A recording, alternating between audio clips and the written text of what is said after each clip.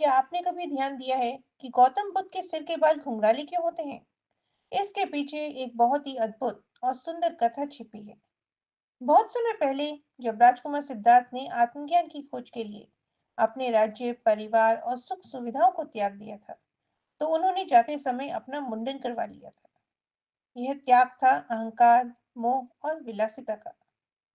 कुछ समय बाद जब वे गहन साधना में लीन हुए, तो उस दिन बहुत तेज गर्मी पड़ रही थी।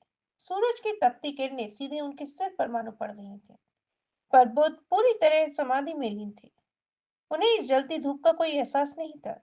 उसी समय उनके पास बैठा एक छोटा सा घोंघा, स्नेल, पेड़ के नीचे बैठा हुआ था। वह यह सब देख रहा था। महात्मा बुद्ध गहरी साधना में है, पर यह धूप बहुत प्रखर है। घोंघा सोचने लगा, अगर इस तपस्वी का ध्यान भंग हो गया, तो यह संसार उस ज्ञान से वंचित रह जाएगा जिसकी उसे सबसे ज्यादा जरूरत है। यह सोचकर वह धीरे धीरे बुद्ध के सिर पर चढ़ गया, ताकि उनके सिर को ठंडक और सुरक्षा मिल सके। यह देखकर आसपास के अन्य घोंघे भी आगे बढ़ आए। एक एक करके सभी घोंघे गौतम बुद्ध के सिर पर चढ़ गए। कुल मिलाकर 108 घोंघे उनके सिर पर जमा हो गए, जैसे किसी ठंडी छाया की टोपी बन गई हो। ये घोंघे तीखी धूप में भी तपते रहे, लेकिन किसी ने अपनी जगह नहीं छोड़ी। वे तपते रहे, पर बुद्ध के ध्यान को इन्होंने विचलित नहीं होने दिया।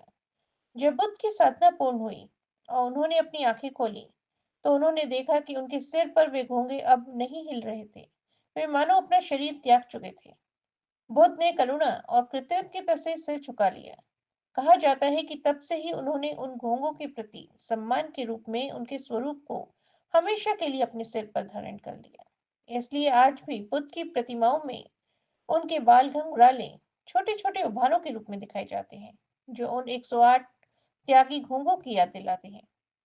तो इस तरह ये कथा हमें सिखाती है कि जब कोई व्यक्ति सच्चे मन से साधना करता है, तो प्रकृति स्वयं उसकी रक्षा करती है। और जब हम करुणा से प्रेरित होकर त्याग करते हैं, तो हमारा अस्तित्व भले ही मिट जाए, लेकिन हमारी भावना हमेशा जीवित रहती है।